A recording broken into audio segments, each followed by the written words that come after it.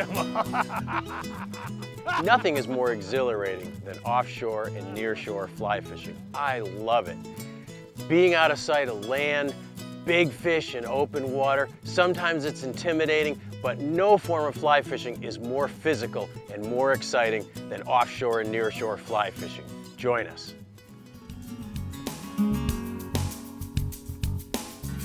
Oh, you got him. Oh, wow.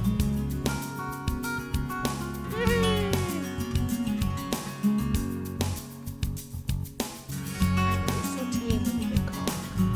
Because this is the way you cast.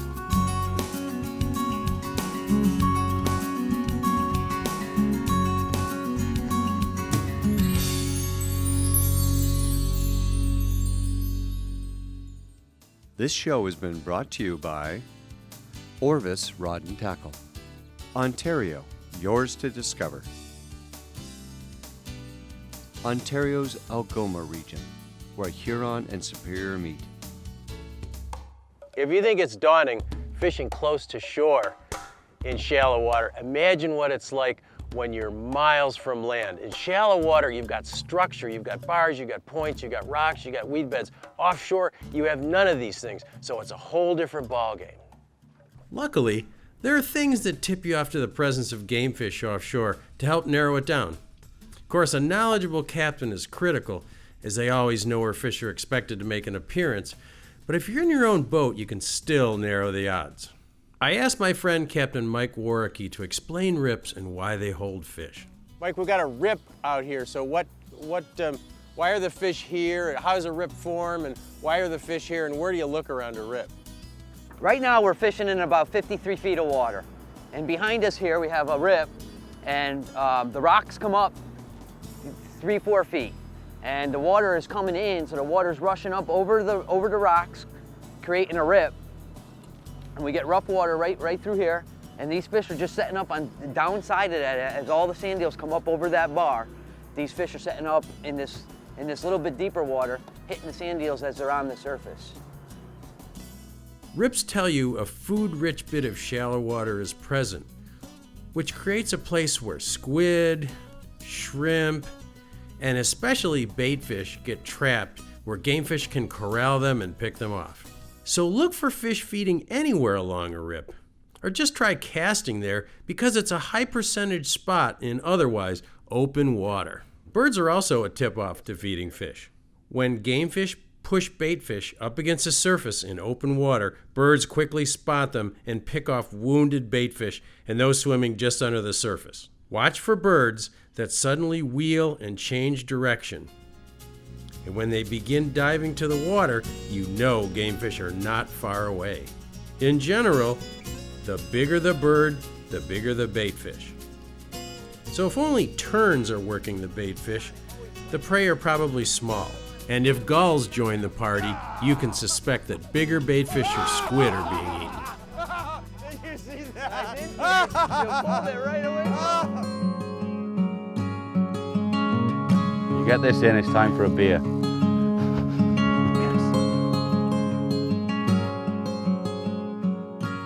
Even when you know fish are in the area, sometimes you need to narrow the odds even more, because the fish might be roving wide areas and you can only effectively cover a circle of about 70 feet around a boat with a fly rod.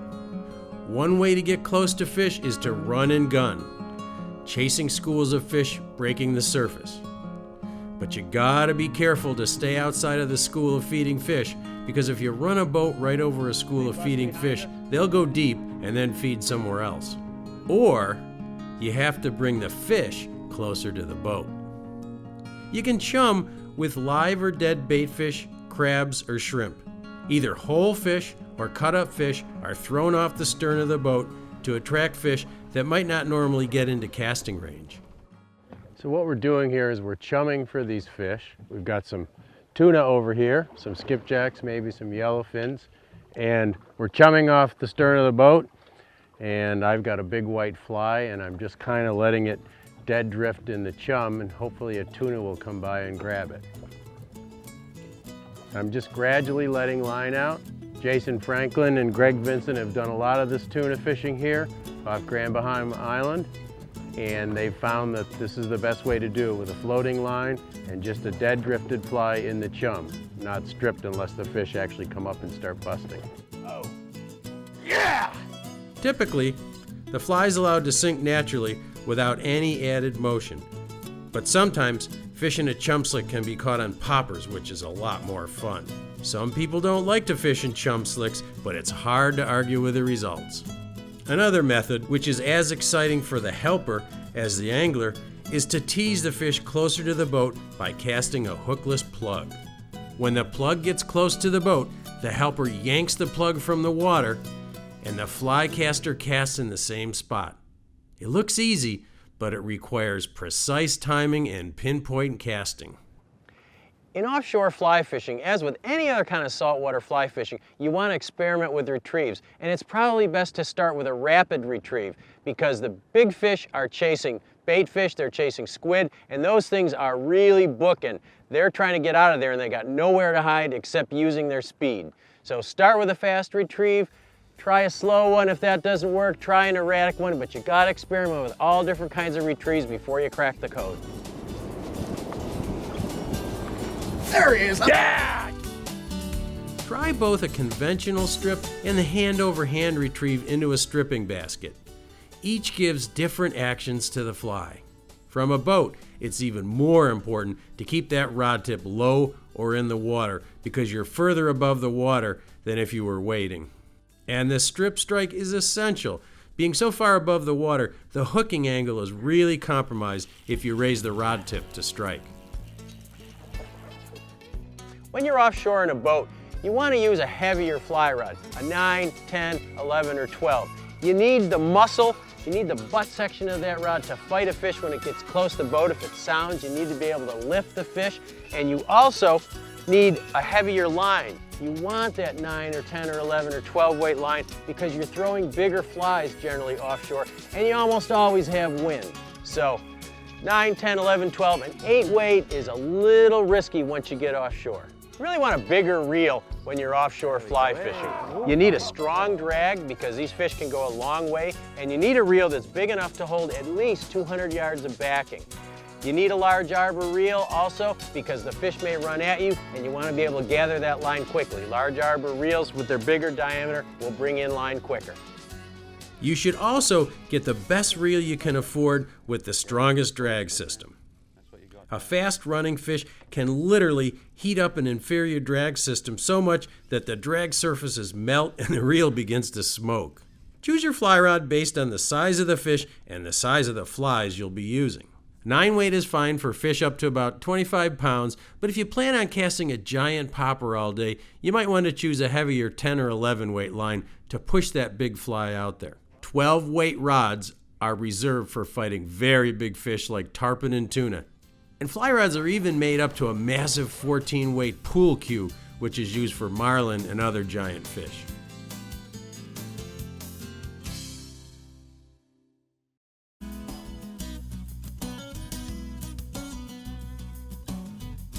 You can do some fishing when offshore with a floating line, especially when the fish are right at the surface.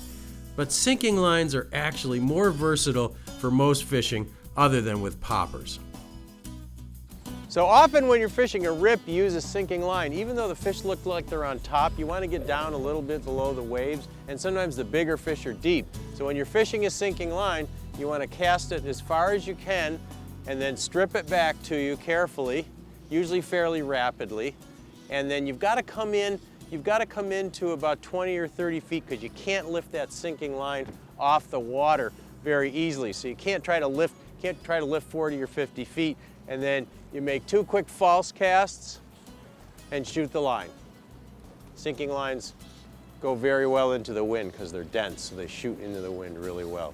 When you're fishing a sinking line, they're very versatile because if you start stripping right away, the fly only rides about this far below the surface. If you wait, the line will get deeper and then you can fish down below. Sinking lines don't aerialize quite as well as floating lines. You want to throw a little bit more open loop, open up your arc, and you want a minimum of a false cast. So if you can get away with it, make 1 cast and shoot as much line as you can. There are many types of sinking lines. Probably the best are full sinking lines, which come in various sink rates from 1 inch per second to almost 8 inches per second. Sink rates vary a lot, so you should take the stated sink rates as guidelines only. The exact sink rate of your fly depends on current, salinity, the line size you're using, and the water resistance of the fly. One of my favorite sinking lines, really my go-to line in saltwater offshore, is a depth charge line. This line has a very fast sinking tip with an intermediate weight running line. The running line is very thin and stays close to the surface, so you can pick up for another cast, and it shoots really well, especially into the wind, because the line is very thin and dense for a given weight. If fish are really close to the surface, a clear tip line is often a good choice. This kind of line has a clear, slow sinking or intermediate weight tip with floating running line. The slow sinking tip gets the line and fly just below the waves and keeps tension on the line, but the floating line lets you pick up and make a quick cast when you need to. If you begin retrieving immediately, you can even fish surface poppers with this line. When you're fishing a sinking line like this, you want to keep your leader short. The reason is that you're fishing a sinking line to get your fly down, and a long leader, like a 9-footer, would tend to buoy the fly up above the bottom. So to keep the fly riding at the same level as your sinking line, keep the leader short. 6 feet or under. You can use a knotless leader, a knotted leader, or you can even use a straight piece of, say, 20-pound monofilament, because you're not talking about delicacy here. You're talking about just keeping the fly riding behind the fly line. Fish are not typically as picky about flies in open water, as they seem to be more opportunistic when ranging in the open ocean. Of course, if you see baitfish or squid jumping from the water as fish feed, or if a fish you catch spits out some prey, you can tell what length and color they are, and that's the best place to start. Remember, it's not the hook size that matters in saltwater flies, it's the length. And that's why all saltwater flies you see listed in the Orvis website have both hook size and length stated. Most saltwater flies incorporate a lot of white, but sometimes it pays to go to a color that's different than what the fish are feeding on. For instance, few things in nature are fluorescent chartreuse, but that's one of the most productive colors for saltwater flies. In low light, black is actually the most visible against the surface. So in early morning, late evening, and at night, black flies are very popular. Yeah. Almost as important as size in saltwater flies is the shape or profile of the fly. Some baitfish, like sand eels or needlefish, are long and skinny.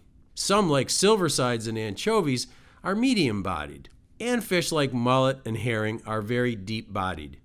It helps to match the profile of the prevalent baitfish when choosing your flies. Surface flies are a blast in saltwater because you can see everything that happens and strikes are dramatic. I ate it. Oh, that's a nice bluefish. Yeah. Jim, I noticed you're using a loop knot on these flies. Right. Is that what's the purpose of using a loop instead of a clinch knot? Well, the clinch knot, you have a straight line, and if you're using 15 to 20 pound mono as your tippet, that's a fairly stiff tippet. So if you're tying a clinch line, you've got a straight line to the loop of the hook, and it doesn't allow the fly to have that much action. Mm-hmm. If you use the loop knot as you've gotten here, when you pause that fly on your retrieve, the current, the wind, or whatever will move that fly. Uh-huh. Yes, right. So it gives it more swing, if you will. Okay. And I think it's the most effective knot to use. Okay. And you use the non-slip mono loop as your loop knot? That's right. Which is overhand knot, through the eye, back through the overhand, 5 times around. And exactly, back through. right. And frankly, I only turn it around twice on the standing line, and then I test it, and it works really well. Oh, okay. Yeah. Yours is more like a home road, Probably, yeah. Sort of right. home road. And that works with the 2 times around. It's strong. Good. Yeah. Well, it's heavier. Yeah, heavier line it would. Mm-hmm. Heavier line, you probably get away with 2 or 3 turns. Yeah.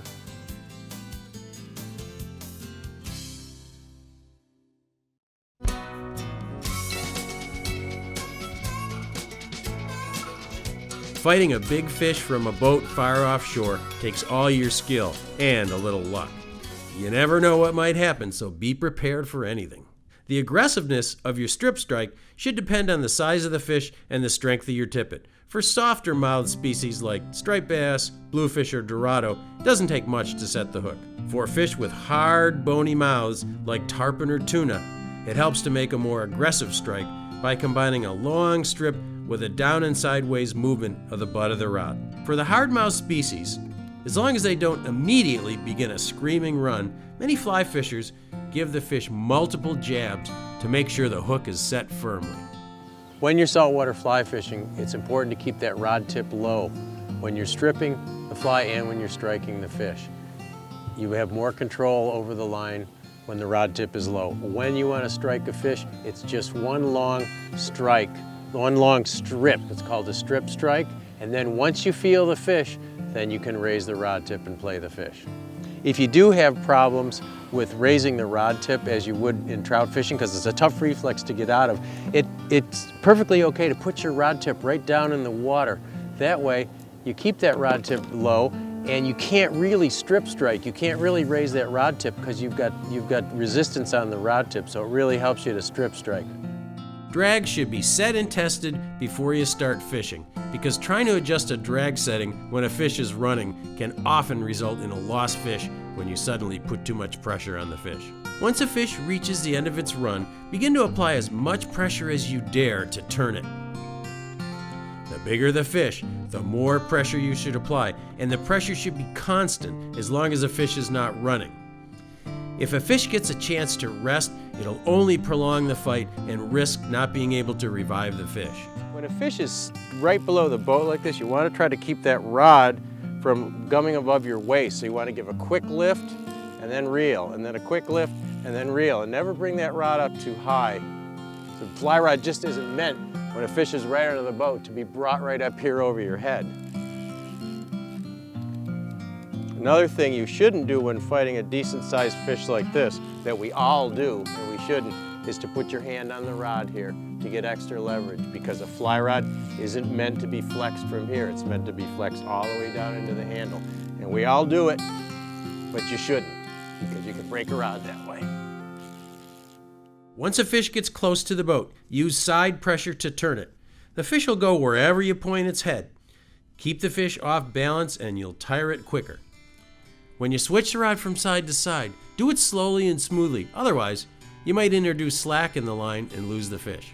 For fish that frequently jump, like tarpon, barracuda, or mako sharks, always bow to the fish when it jumps.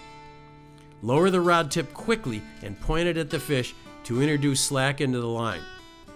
If a big fish lands on a tight line or leader, there's a good chance the leader will break. Oh, you put on that little dog. Yeah, I put on a little surf candy. Caught this fish on a very small bait fish. I mean, talk about, big fish, big fly, but sometimes just a little. That's the kind of bait fish he's eating. It's no different releasing a fish offshore as it is in any other place, except you don't want to hang too far over the side. Gently revive a fish you intend to release until it can take off under its own power. You know, it's rare to have a day offshore without some wind. So let's visit Pete Kutzer for some timely tips on casting big flies in the wind. Hi, I'm Pete Kutzer from the Orvis Fly Fishing Schools. Today we're going to talk about casting in windy conditions.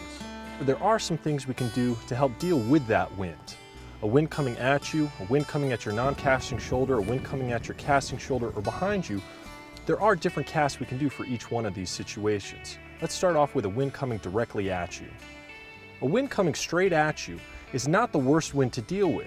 There's a couple things we can do. The first is make a low angle cast and get below the wind. If we can send that fly out underneath the wind, we can deliver that fly to our target.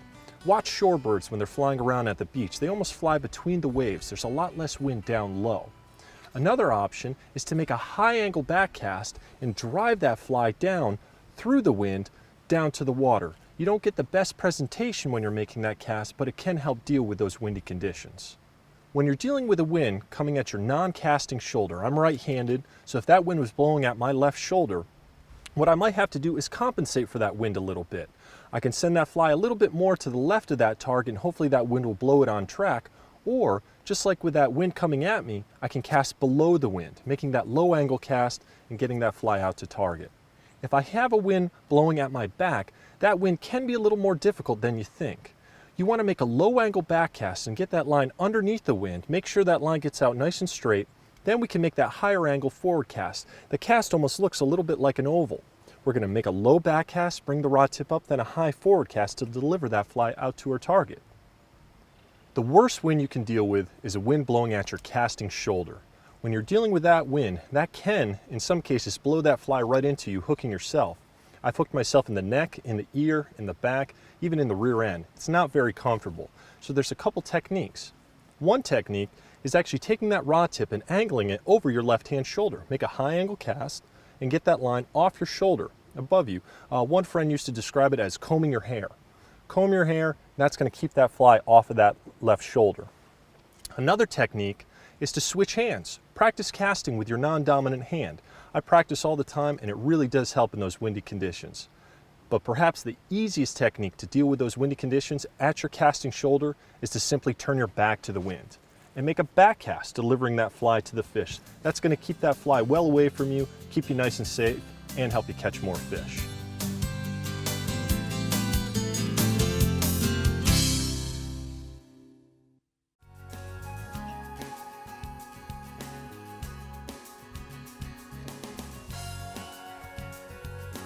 I really love the visceral aspect of fishing offshore for big fish. It's always intense, stuff happens so fast, and often much of the fishing is visual, which really adds a lot to it. If you crave really big fish on your fly rod and want to test your wits and your muscles with the biggest and fastest fish you can catch on a fly rod, then hop on a boat and get offshore. This show has been brought to you by Orvis Rod and Tackle. Ontario, yours to discover. Ontario's Algoma region, where Huron and Superior meet.